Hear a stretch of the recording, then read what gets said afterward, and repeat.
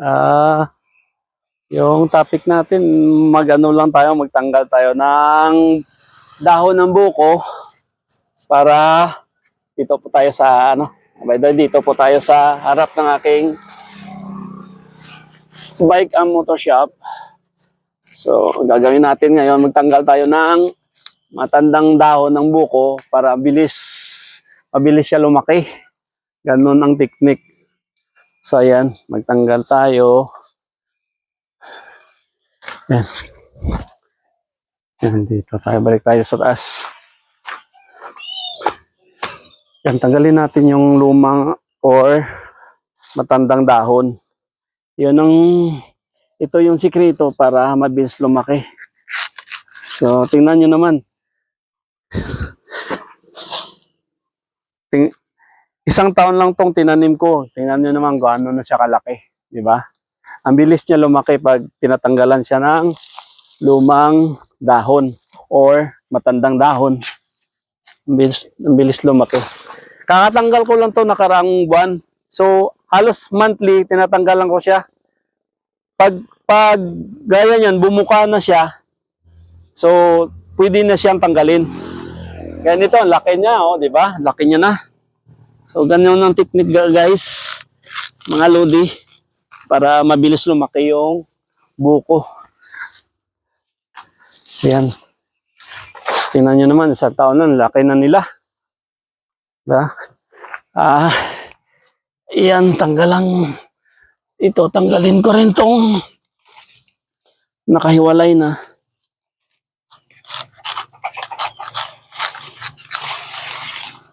Ayan. So, ayan. Ayan, dito tayo. Baba muna ako. Tanggal din tayo dito sa baba. So, ito, ninanskip ko po kahapon. Dinagdagan ko kasi medyo hindi patag.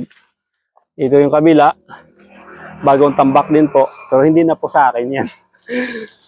Bali, ayan, tanggalin natin tong matanda. Itong sa likuran banda.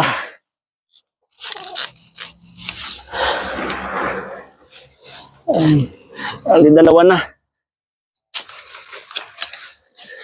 Ayan. Yan ang sikreto para mabilis lumaki. Ito po yung sikreto, mga lodi. Yan, tagalan po natin siya ng matandang dahon. Yan, okay na po ito. Mapansin nyo, may butas dito. May tinanim po ako siya kung kalamansi dyan. Ayan po, maliit pa. Pero after a year, pwede nang harbisan yan. Lalaki na yan. So, dito. Ito pa pala sa baba. So, dapat dalawa pala tanggalin ko dito. Ito.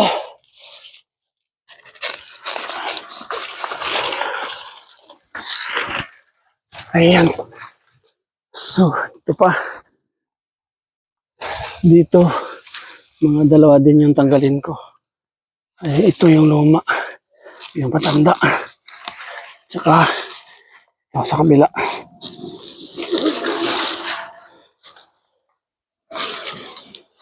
Ayan mga lodi. So, para mabilis siya lumaki. Ito, pwede ko na rin tanggalin to. Medyo okay na. Nakahiwalay na siya. Pag hiwalay na yung dahon, yun yung sign na matanda na siya. Matandang dahon na. Ito kawawa naman. Natabunan na. So, tanggalin natin siya ng lumang dahon. Yung purpose kasi niyan, mga lodi, para nakapokus na lang yung sa hindi nakakain yung lumang dahon ng mga supplement na nakain niya, para nakapokus na lang doon sa mga batang dahon. Yan ang sikreto, kaya ang bilis niya lumaki. So ito, tanggalin natin to. Kukunin ko yung mga parang dalawa yata. So, ayan. Okay na. Bali, tinanggal lang ko sila tagdala-dalawa. Ayan.